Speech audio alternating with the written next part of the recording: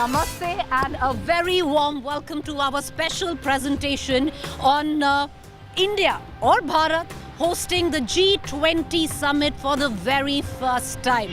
Over the next 30 minutes, we're going to take you through the streets of the national capital on our ride. Now, this bus, one of the 400 electric buses added to the fleet where the Delhi government is concerned for public transport. State-of-the-art electric bus with state-of-the-art features befitting of a global power to add to its transport system. And of course, viewers, the spotlight, the national capital of Delhi, not just reflecting and basking in the glory of the G20, but also adding to it and completely spruced up, waiting to invite and receive, of course, invited already, but receive the delegates as they're going to continue to come in. This time around, for India, hosting for the first time, the theme for the G20 summit, One Earth, One Family, One Future. Hop in on our G20 Hop On, Hop Off bus. Our reporters, our guests, all in where we talk shop, but also show you the sights and sounds of the national capital. And joining me there is my colleague Nabila Jamal. Nabila, introduce us to a plush ride. Like I said, most of us, when we go abroad on holidays, we have that bus, a hop on, hop off. This is our G20 hop on, hop off. Introduce us. And let me tell you, I've taken a brief ride in it and it's super comfortable. So this is one of the 400 buses, e-buses, electronic buses, which the Delhi government has introduced on the streets. And it's so swanky. It's basically going to be part of the whole G20 sparkle here, if I may say. This is precisely where we are right now, at the center, heart of Delhi, which is a high security zone. This very bus, the e-bus, will be plying through with passengers. Of course, you're not allowed to get off the bus here, but it's got full branding of the G20 right outside, but this very new swanky electric bus will be plying through the high security zones carrying passengers. So the speciality of this bus is, first of all, it's an electronic bus, which means it has almost zero carbon emissions, or it has tremendously reduced carbon emissions. Apart from that, the kind of panic buttons here for safety, security. There are 3 CCTV cameras. If I could ask my camera there, the far end one, 2 right in the front here. CCTV cameras and a GPS tracking system to track your movement live.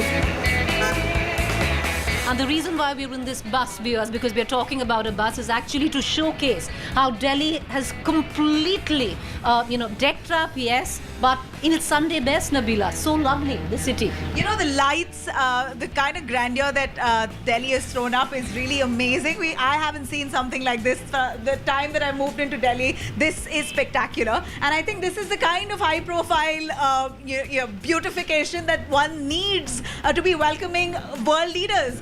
In every junction, every roundabout and footpaths, you will see all gleaming lights. Some really exotic plants that have been planted only to welcome guests for the G20 there. Some water fountains that have been, placed, spending a lot of money. Well, it's well deserved. The money well spent to beautify Delhi, because here you have the most powerful leaders of the countries globally who are descending. So this is surely one of the best images of Delhi that I've seen so far, Preeti. Well, it's Delhi's moment as well as it's India's moment. What we're going to do is we're going to go onwards and pick up our first line of guests. Our Foreign Affairs editor, Geeta Mohan, along with former diplomats, would be joining us next.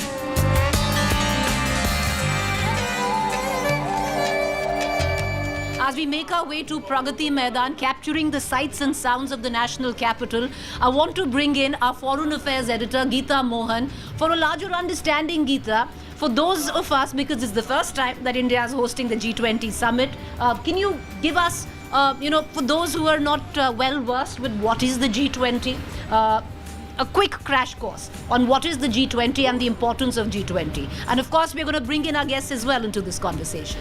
Well, Preeti, this is the first time that I'm seeing so much of hype on and around G20. It's never happened before. What is G20? It's the group of 20 member states, 19 countries and the European Union, which actually is representing 27 nations, of which quite a few of them are part of the G20 themselves, like Germany, France, Italy, you name them, all the big European countries. But what is the G20? It's not a strategic forum. It's not. It is a multilateral forum, but not a geopolitical strategic forum. It's primarily. It was formed in the 1990s initially to combat economic problems and the frailties of economic recession that many countries were feeling. It reached, and back then it was just finance ministers, central governors, bank governors level. And later, in around 2008, when the global recession hit real hard, was when there was a realization that there needs to be a grouping. This grouping has to be elevated to leadership level. And so that's when summit level meetings began to take place. In the initial stages, all the summits were taking place in the developed countries, primarily America, Canada, France, so on, and Germany. Later, we saw that there were groupings that were made, and each grouping, the countries who were members would get a turn to become, to host or to chair the G20. In the grouping that India was in, India could have got this G20 summit a little earlier. There's a lot of conversation around whether if it was chosen for this year, given that it is an election year. Nonetheless, it's an important one. And so now India is hosting the G20. But like I said, Preeti, never have we seen this kind of this kind of hype. And why is that hype around G20 now? It no longer is only an economic forum. There's so much of politics involved. To get a perspective on how things have changed, let's just go across to Ambassador Prabhu Dayal. Now, you rightly said, Geeta, that the G20 was conceived of as an economic organization. The focus was on economic integration and strengthening of cooperation between different member states on the economic areas. But you know, economics is very closely intertwined with politics. As you rightly said, it is now doing it more strongly than ever because the Russia-Ukraine war has divided the members of the G20. There is the United States and its Western allies on one side. There is China and Russia on the other. So, because of the political divisions, the geo-economic activities are also being impacted. Also the political intonation, sir. Look at it not just through the prism of Russia-Ukraine war. Look at how this thing has been hyped up because of the India-China tensions. It's not just West versus China anymore. It's India versus China too. Xi Jinping not coming, while, you know, the administration would say is not unusual, it certainly is a departure from the past. This is the first time that Xi Jinping is not attending a G20 summit. You're right. The tensions between China and India, which have escalated in recent months, certainly may have been a factor in Xi Jinping staying away from this G20 summit. But there are other factors too. For instance, the United States-China dialogue has reached such a stage where I think Xi Jinping wants to talk to Biden at a time and place of his own choosing. Then again, China uses these multilateral organizations to enhance its influence.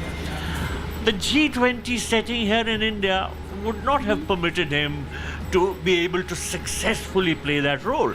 You know, it's interesting because I want to ask you, Ambassador, the sheer fact, are we to look at this summit taking place in India as India being, the playground of the new Cold War, or the emerging of a new world order, which many are also talking about? Because there's no Putin, there's no Xi Jinping, but there's, of course, Biden, there is Mr. Rishi Sunak. I would put it this way. It is not a playground for geopolitics, but it is certainly an arena where India is showing its global importance. It gives it an opportunity for India to show how it can shepherd the interests of the developing countries. India has time and again been emphasizing that it lays great importance to the interests of the global south.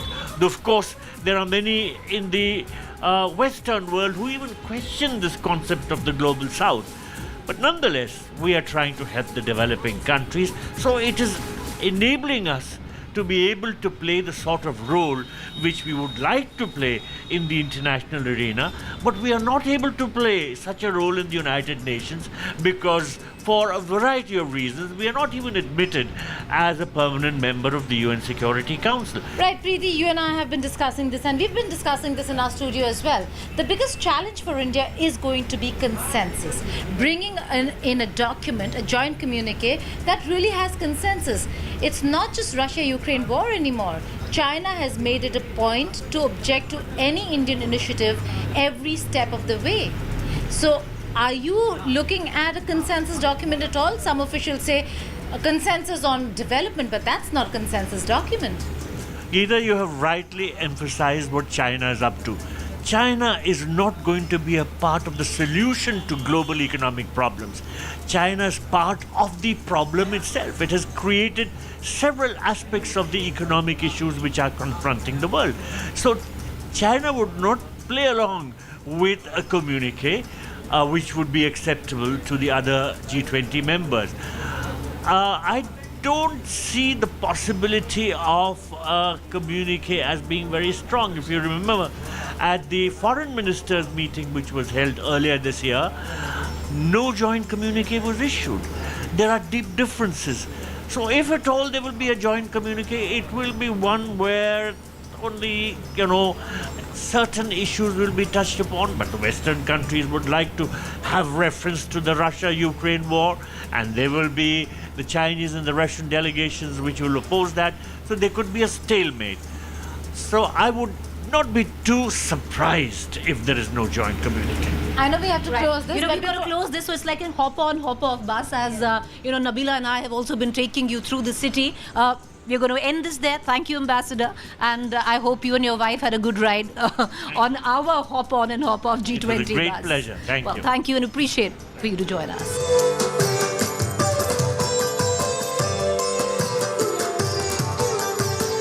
Thank you, sir. Thank you, ma'am. All right, so hopping on to our G20 hop-on, hop-off bus is former diplomat S.K. Tayal and his beautiful wife. Ma'am, you're looking lovely. Geeta, over to you. Want to talk some shop with the diplomat on what we are expecting, or the former diplomat on what we are expecting? What would be the biggest takeaways? Well, there are important takeaways, Preeti, when it comes to the agenda. It's a whole bunch of ideas that will be concretized by the leaders when they meet on the 9th and 10th. But Ambassador Tayal, the fact that there is going to be no consensus document owing to the Russia-Ukraine war, as also China's various objections. How do you see that? What's your reading on it? Is that the host country's failure, or the fact that the politics today does not allow any host country to take the onus of a consensus document on it? It is most certainly not host country's failure, because these are the currents of world history and international relations, etc. And we must never forget that G20 is really for economic issues, for the bread and butter issues, for developmental issues. It is not for political issues. So if Ukraine is not being discussed, or if there are no paras on Ukraine, or there is no consensus on, I think we should not bother about that at all. And we should go back to the basics, as they say, and see what more can be done for major issues, whether it is debt relief. That is the major issue. The debt vulnerability is the major issue. Climate finance, recently there was this just yesterday meeting in Africa on climate finance and how they are suffering, and unless these $100 billion which were promised in Paris, there should be some concrete outcomes there, not just aspirational. Unfortunately G20 now in the last 2-3 summits has become more aspirational with no real tangible numbers. That's true. And there is a great effort on our part with our Sherpas that there should be some tangible outcome, and we hope that there will be tangible I just outcome. have a question on that. But if Chinese President Xi Jinping, Putin of Russia isn't coming, do you believe that we're still, without sans these two really important nations, we're still going to have a tangible outcome to a G20 in Delhi? You see, at present, Russia's importance is on grain export, and that is being discussed separately. Let us not mix on our facts. Turkey is discussing, UN is discussing, and G20 is not in the picture. So whether Putin is coming, not coming, in my own personal view, if President Putin is not coming, it is good. Otherwise, it would have distracted the entire G20 on Ukraine issue. This is one of my favorite installations there. This has also happened for the G20, Nabila, if I'm not right. So all sorts of shapes and sizes. When it comes to fountains, there are all sorts of shapes and sizes. And even that, The bull. Oh, okay, all right. all sorts of shapes and sizes. And the money that has been spent, Preeti, you should tell us, has the Delhi government contributed here extensively on sprucing up Delhi itself for G20? You know, that's political because the Delhi government. Or has it been all the efforts? No, because I don't want to get into the it's politics interesting. of it all. No, but I like one of the boards, the NHAI says, Yeah. not just building roads, building a nation. So have we built a nation? Have we put India on the global map? Ma'am, what's your favorite part of Delhi right now? I always like the Lutyens part of Delhi. We are heading towards the Lutyens part of And be sure the Lutyens part of... all the fountains are working there and it looks so pretty. But Lutyens Delhi is going to be fully shut, Preeti. There's really nothing that's going to be open. All restaurants, cafes, all band. Sorry. No, I'll say this is a national effort. And every designer, every creative person, every wall artist, you see so much of creativity all around, and they are all to be congratulated and really celebrated as we are traveling through Delhi. And that every corner has been done, and it's a collective effort. Prime Minister Modi speaks about cooperative federalism, and there are 200 meetings in 50 cities. We've not seen the kind of involvement of state governments. Do you think that was lacking? You saw states, you saw culture from states, but participation of state governments, whether they're BJP or non-BJP, the posters, the hoardings, is just not as inclusive as it should have been. Do you think there could have been more? I had visited some city like Goa, and when some events were on, so there was at least one advantage. All these cities have been cleaned up, spruced up, and people are happy that some investment has taken place. So that is a good outcome for the citizens of that state or of that city. And after all, events were held in 50 odd cities, from Arunachal Pradesh to Kashmir to Kanyakumari, which has never happened earlier. So one should look at the positive of it, and I will avoid the politics of it. Okay, let's look at the positive. Kashmir, big agenda. It changed how the world views Kashmir, especially the Arab world. Some countries did not turn up, but they still sent representation even from the private sector, such as Saudi Arabia, United Arab Emirates. But they did show up in Kashmir. The fact that Kashmir is now dehyphenated, is that a masterstroke? I think yes. Whether it is Arunachal Pradesh or Kashmir, they are integral parts of India, and the government of India, all their agencies should behave as such. And if some meetings are being held in the rest of the country, they must be held at whatever cost. And the message goes home: this world is realist. The world understands realism, it understands strength, and it understands commitment. And by holding this tourism meeting and Lal Chowk, and all the pictures I'm seeing are absolutely wonderful, and there's no chaos. I'm sure you win the hearts and minds of the people of whoever, a little group which is not perhaps fully integrated with India. You win their hearts and minds also. Now there are issues in Pakistan occupied Kashmir, I'm told, and they want the same kind of development which has happened in the rest of the country. Do you believe that that India hosting the G20 or being this year's India's presidency, and the way we've done it, at least in terms of welcome, the grandeur, the security arrangements, it looks fabulous, and it looks like and it shows India's growing presence globally. Do you think any on that front will influence a decision or a debate on India's side or in India's favor? I would say that India has raised the profile of G20 globally. And as we were in Korea, there was hardly any activity there when the G20 happened there. In US, nobody cares if there is G20 or not. So the expectations are also high, and hope that there is some good outcome. And ultimately, it will raise profile of India globally, even that Global South Summit. And I think the entire exercise has been planned with meticulous detail. What all is achievable politically, domestically, and internationally. There you have, by the way, that's ITC Maurya, where Joe Biden is likely to be staying there. If he's going to be coming, he's tested COVID negative, right, Geeta? That's right. Jill Biden tested positive, the First Lady. Right. But he is going to be taking tests on a regular basis. And should he test positive, he will not take that flight. But that's Right, only... but there are already 20 aircrafts that have landed from the United States, we believe, for a That's whole true. week. And that's precisely the hotel ITC Maurya that they're staying. So in this high security zone, you have all the foreign delegates and head of states who are going to be staying. So it's a Herculean task for the Indian government. We believe 130,000 security personnel have been deployed right here in the center. In fact, not just Maurya, China and America are neighbors. All right, Taj next. Mahal. And the number of G20 mini events that have been held all across the country, sir, a good 300 we believe, and have been largely successful. And as much as we call this a geopolitical issue, it is also politics played in India extensively in the most positive way that I say.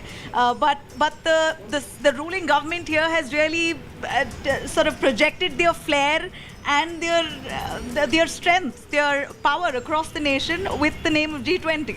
So all these thousands of delegates which came from 20 countries and so many others were invited, they went all over India and participated. Yeah. I think they will take back a huge positive message about India and about India's tourism potential, cultural potential, the participation and the enthusiasm, energy.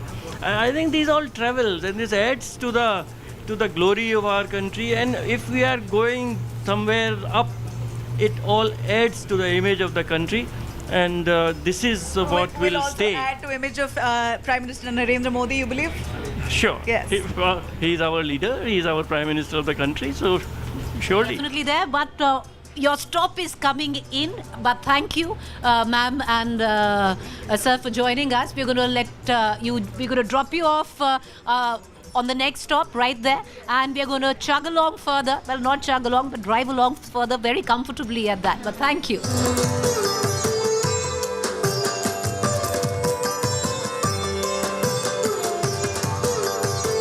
All right, other than just the preparations of G20, the mammoth security at play, I just want to quickly bring in Geeta and Nabila in on this as well. Nabila, in terms of security, what are we looking at? Because it's the security of the national capital. It's the first time we are hosting the summit. Yeah. And we're going to have a slew of dignitaries and heads of state. And that's why it's all the more important. You have almost 130,000 security personnel who've been deployed right in the heart of Delhi city. And the entire NDMC area is closed. So I'm going to repeat this. Markets like Khan Market, Connaught Place, all going to be fully shut. Government schools are closed. Only in the New government Delhi offices, area. Yeah, Only in the New Delhi area, yes. New Delhi area, the NDMC area. Government schools, government offices fully Emergency shut. vehicles? Yes, only emergency and essential needs vehicles are allowed inside the NDMC area, and So that's ambulances? Yes, ambulance and those vehicles carrying essential needs or essential items. What if I want to go to the those- railway station? Well, you can go to the railway station as long as you're in the car and flying and moving. You can't stop anywhere. You can't get off. You can't loiter Is around. the rest of Delhi open? The rest of Delhi is open, but it's all high secure zone. There's a hawkeye on every part of Delhi. All borders are fully shut. They're not going to allow for protest. That's the biggest worry. What if I want to order the food biggest worry from, your delivery apps are not going to be working in the NDMC area. Only in yes, NDMC? Only in NDMC area. The rest of Delhi, yes, it will be allowed. But anywhere in the heart of Delhi, the NDMC area, which you should sort of list out, Preeti, what are the areas that come under Delhi NDMC? You have have no food delivery apps that will deliver to you. Restaurants and no restaurants Chanakya are Puri, going to no be Connaught closed. Place. No, all of that are going to be closed in the first place. So even if you have a home here, you will be given a security or an ID card.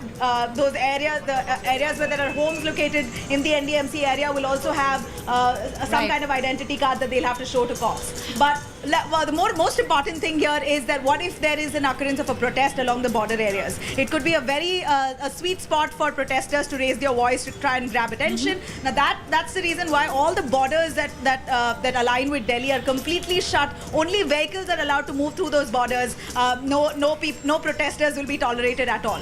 All right, so the Delhi borders will be sealed, but practically what we will also see, Geeta, where the New Delhi area is concerned, where Nabila just spoke up, and we are right now at India Gate area. It's going to be a mini lockdown in the NDMC area, the New Delhi area. And in terms of, Geeta, the delegates coming in, the foreign delegates coming in, heads of states, security, has to be multi-led on that front. Not just security. Just a few days ago, there were rehearsals. There were rehearsals to coordinate between the vehicles, which means the convoys that are going to move, with the delegates, with the leaders, and the security personnel, the traffic police, all of them coordinating to see which hotel, what time, which delegation will leave for the venue or for various places. It's like clockwork? It is going to work like absolute clockwork, because you will see various delegates not just go to the venue. Prime Minister of Britain, Rishi Sunak, will be going to Akshardham Temple. He is going to go to Humayun Tomb. So trying to get balance the whole thing out with Humayun Tomb and Akshardham. That's very interesting. Political messaging at its best. Absolutely. Humayun Tomb and Akshardham. And as we go along to Pragati Maidan, that's the India Gate, looking resplendent at that. Stunning, stunning view of the India Gate. With the tricolour. There is one national museum which all the first ladies are going to visit. Wow. That's going to be an interesting one. The spouses of all the head of states. So there are two very important things. One is the Rajghat visit that the leadership will do, following which the spouses would, and then they're also going to go to the National Museum, where they'll be taken through the museum to show. And apparently there are 20 bulletproof limousines that have been hired at a cost of 18 crore rupees. So that's also I believe part of a the lot pomp. of, yeah, a Part lot of of the high-end pomp, cars. Don't worry, Biden does not travel in hired limousines. His vehicle comes. It's always flown and down. that's what the 20 On Air aircrafts Force that are... On Air Force On One. Air Force No, One, no. okay. It comes in a carrier before the Air Before Force it. One. All right, so we've discussed whether Putin's not coming, what could be the impact of that. We've also discussed with Xi Jinping not coming, what could be the impact on that. But for those who are coming, what are we offering, Geeta, in terms of just, the spread? Well, a lot of vegetarian food. Preeti, there's going to be a lot of variety of Indian... No non-vegetarian? Vegetarian food. Is there an option like a sidecar No, if you want? Nothing. No, Nothing? No. Not even a chicken tikka? Nothing. But why? So we've been told that it's all vegetarian. Certainly no alcohol will be served. But why? But this is the first time.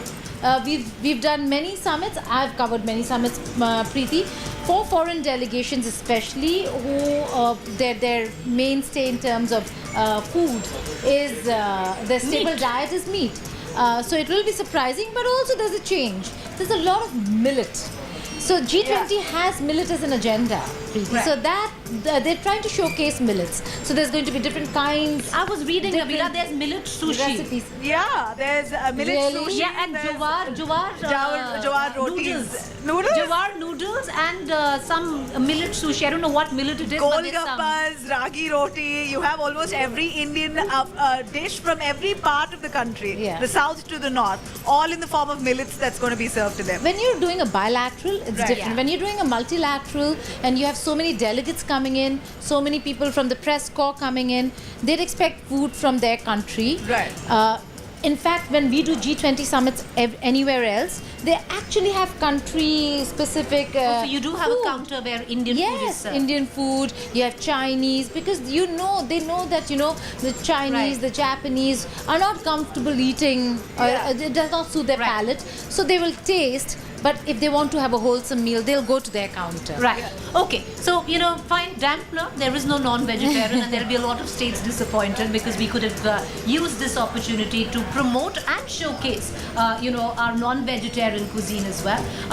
For many, they might be disappointed because there might not be a glass of wine or a glass of anything other than but water there are and Golgappas. mocktails, right? I think that's a There are takeover for Golgappas.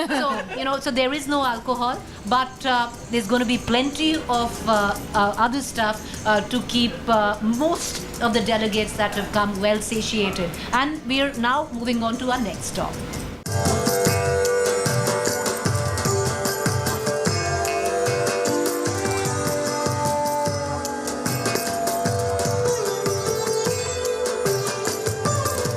All right, joining me now is my colleague Aishwarya, who's going to fill us in on all the preparations at Pragati Maidan and the Bharat Mandapam. So Aishwarya, tell us, as we close into Pragati Maidan, that's going to be the epicenter of the G20 summit. Yes. What can we expect? What is it looking like? And what is the Bharat Mandapam? See, Preeti, I can tell you one thing which is for sure is that everything that is India is present at the Bharat Mandapam. So, for example, if you want to talk about carpets, Kashmir is known for carpets. We have carpets from Kashmir. We also have carpets from Uttar Pradesh. You speak about the precious gems that Rajasthan is famous for, the white marble that Rajasthan is famous for. There are many, ornate items which have been put in the Bharat Mandapam which have come from Rajasthan. We talk about the black stone. We talk about pearls. A lot of those pearls are being used. They have come from South India. So one thing that the government has made sure of is that this actually is Bharat Mandapam, which means everything that is India, that our country speaks about, everything that is good about our country, what our country is known for. Small miniatures of those things will be present. It's spread across 123 acres, so it's mind-boggling. Spread across 5 floors. Every floor has something which is different. And one more thing which they have done is they have fused Indian tradition with the technology. So once you enter the hall, you see that, excellent Wi-Fi, the kind of tablets that you see, the kind of, they have made sure that there's a lot of technology which is in use. And from what I understand at the moment, if you see the badges that the delegates have been given, there'll be screens which will be put up and they'll make sure that, once you enter, the screen starts displaying everything. So a lot of things are automated. So it's not just the traditional India that they want to showcase. They're also, telling the world, because 20 of the world's most important leaders are coming, delegates are coming. Tell us, once you enter, because, a lot that our viewers and a lot of us in studios will see is what you bring to us. So as you enter the Bharat Mandapam, the leaders' chambers, how is that divided? Where do they come and eat? How's that divided?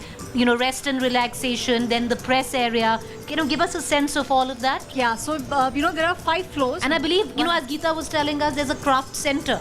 There's a craft center. There's also a center which depicts the culture of our country. When you enter, you see the huge Nataraj, the statue which has been put up. Just images of those statues tell you it has been brought in from Tamil Nadu.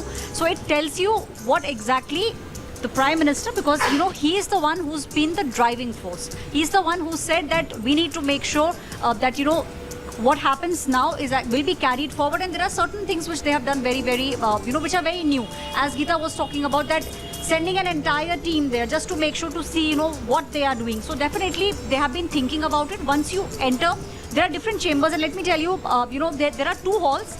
They have a wall in between, but that's the wall which, you can remove. Once you do that, then that hall can seat almost 3,000 to 4,000 people in one go. So that's the kind of vision that they have had for G20. Making And sure all of this is with chandeliers, with carpets, Everything, and the yes. whole works, huh? everything Can I with tell all you work. which is the biggest room, the biggest hall over there? It is the International Media Center. You know how many registrations there? Yeah. Thousands and thousands of press people who've registered from India and abroad. So we're going to see a massive turnout of media contingent from the G20 member states, and that's why our hall is the biggest hall in the Bharat Mandapam. There are special areas for those traveling with the delegates, like spouses, family. For them, the crafts area, because a lot of markets, as Nabila is telling us, are inaccessible, will be shut. So for them, where will they be taken? Is there a place at the Pragati Maidan? Yes, there is a place from where, in case they want to shop, they'll be given all those things. You were speaking about some of the markets being shut. Let me tell you, Khan Market is shut for 3 days. Yeah, 8, 9, that 10, we 10. know. Yeah. So for the next 3 days, Khan Market is shut, and there's a reason for that, because the security is so tight. You have, from what we understand, the security team, especially of the US president, have been in India, have been in the hotels for the past almost 2 months. So that's the kind of security that they have to take place of.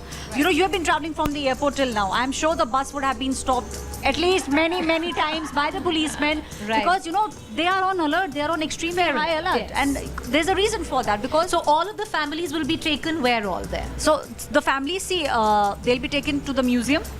They'll also be taken to the Pusa Institute. That's something which is very interesting. So the spouses will be going to Pusa Institute.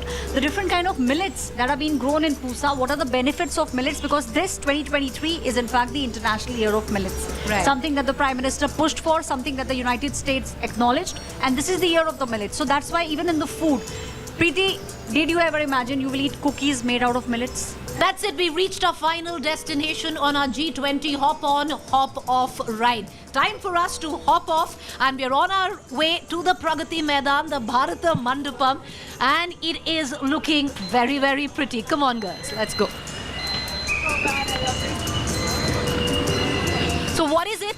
As we close this show, a special presentation on what we expect from the G20. Geeta, I'll give you the first word. So what I expect is 3 days of real hard work for me. For the delegates, of course, but for me it's going to be really gruesome, tiring. Yeah, I can So for imagine. Geeta, it's for elections is to me. For Geeta, it would be the G20 summit. Aishwarya, you'd also be, Nabila and Aishwarya both will be boots on ground. What do you expect? I'm expecting, in terms of money, what the government is expecting is not just for India, but for globally. In the next 2 to 3 years, we will see the kind of, the signing that we will see in this year will actually lead to a lot of money being pouring in, not just for India, but across the globe. That's what the government is hoping. Nabila, what do you see? And that's the India flag right there. What do And you see, and a Nabila? host of other flags, all the countries that are going to be part of the G20, all their flags have been erected. And I think since India flag is #1, what I would hope and expect is that this G20 meet will catapult India to become a superpower. We already are a soft power. I want to see India becoming the superpower, leading the way to the world. Well, okay, I'll tell you what I expect. All I expect is that Delhi remains the way it is right now. So as beautiful, clean, so as pretty, and as beautiful. We're going to sign off, but our team of editors will be on the job, keeping you first, whether it's talking business, whether it's talking diplomacy, or it's talking about the massive cultural event that we'll also witness on the sidelines of the G20 summit. Thank you for joining us.